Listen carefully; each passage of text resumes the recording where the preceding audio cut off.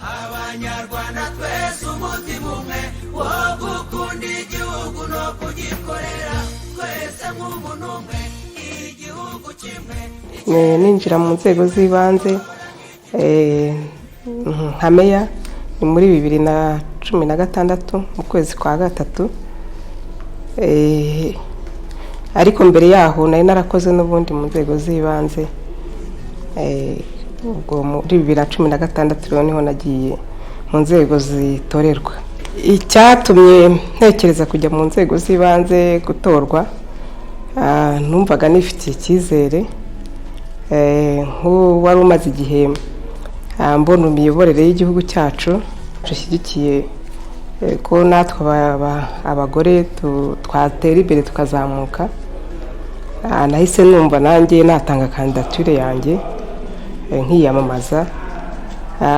Numvaga nifitiye icyizere kandi numva ko icyo cyizere n'abandi bakimfitiye. Ntangira aka kazi, ntangiye kujya gusura abaturage. Hari uwagiye ku ruhande aravuga ati stop, akarere bakambuye abagabo, uyu mugore uzagashobora. Hariho nagira ngo mbwire ko nabishoboye. Natinya rero abadamu bagenzi banjye kuza muri aka kazi, ntabwo kakubuza izindi nshingano. Hari izo kuba mu rugo, ari izo kumenya urugo, ntabwo kakubuza izindi nshingano. N'abandi rero babishobora.